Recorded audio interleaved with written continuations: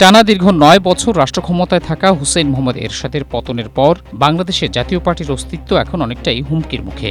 দুর্নীতির অভিযোগে কারাবন্দী হওয়া দলটি থেকে সরে দাঁড়ান মিজানুর রহমান চৌধুরী, মওদুদ আহমদ এবং নাজিউর রহমান মঞ্জু সহ এরশাদের ঘনিষ্ঠ ও প্রভাবশালী একাধিক শীর্ষ নেতা। আওয়ামী লীগ ক্ষমতায় এলে এরশাদের দলের একটি অংশকে বাগিয়ে নিয়ে বিতর্কিত নির্বাচনে অংশ নিতে বাধ্য করা হয়।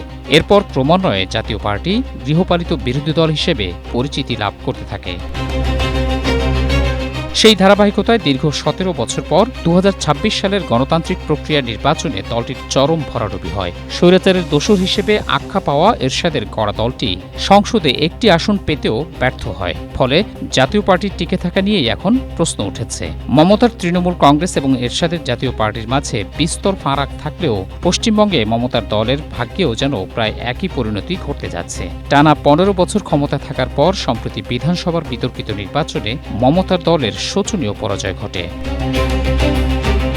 এরপর নির্বাচন পরবর্তী তৃণমূল নেতাদের বাড়িঘরে হামলা, ধরপাকড়ের কারণে আতঙ্কিত হয়ে পড়েন অনেক নেতা। তৃণমূলের দ্বিতীয় শীর্ষ নেতা অভিষেক বন্দ্যোপাধ্যায়ের বাড়িতে একের পর এক তল্লাশি অভিযান চালাচ্ছে গোয়েন্দা পুলিশ। শেষমেশ অভিষেক, মমতা দুজনই গ্রেপ্তার হতে পারেন বলেও ধারণা করা হচ্ছে।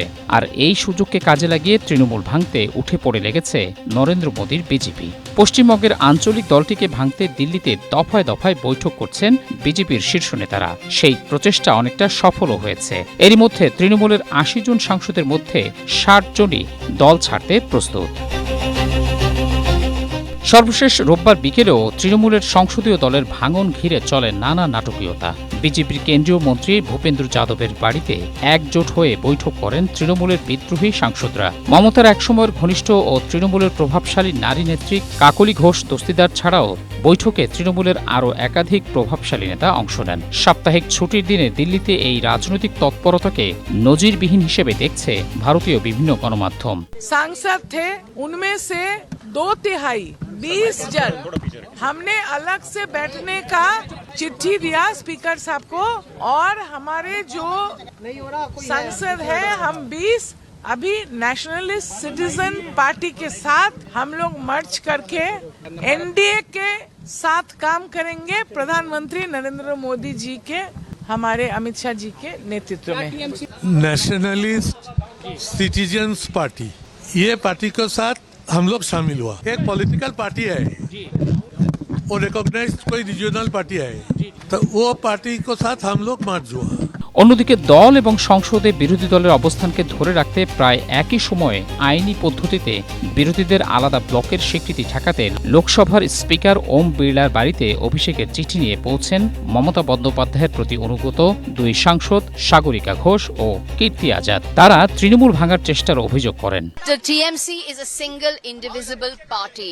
You cannot form a separate group or a separate block within the Lok Sabha. This is against the constitution, it is against the law, and this particular group or this particular separate block or whatever it is they're trying to do is illegal and unconstitutional. It is not recognized by the law. अपने कागज दिए हैं जो संविधान के अनुरूप कोई भी स्प्लिट नहीं हो सकता। देखेगी, ये तो बोल दिया स्पीकर साहब को कि ये जो हैं ये अनाधिकृत हैं, ये लोग जिस प्रकार से खड़े हैं अनकन्स्टिट्यूशनल है। আইনি এবং সাংবিধানিক বাধ্যবাধকতার কারণে এখনই তৃণমূলকে একেবারে নিঃশেষ করে দেয়া সম্ভব হচ্ছে না। এ কারণে বিদ্রোহী ২২ জন সংসদ সদস্য বিজেপিতে যোগ দেয়া কিংবা আলাদা দল ও ব্লক তৈরি করতে না পেরে রোববার ত্রিপুরার প্রায় অপরিচিত ৪ বছর আগে গঠিত একটি আঞ্চলিক দল Nationalist Citizens Party of India NCPI-তে যোগ দেন। এর মাধ্যমে আপাতত লোকসভায় এই দলের সাংসদ হিসেবেই নিজেদের পরিচয় দেবেন তৃণমূল ত্যাগী এসব সাংসদরা। ফলে শেষ পর্যন্ত মমতা তার দলকে কতটা ধরে রাখতে পারবেন তা নিয়ে সন্দিহান পশ্চিমবঙ্গের বিশ্লেষকরা।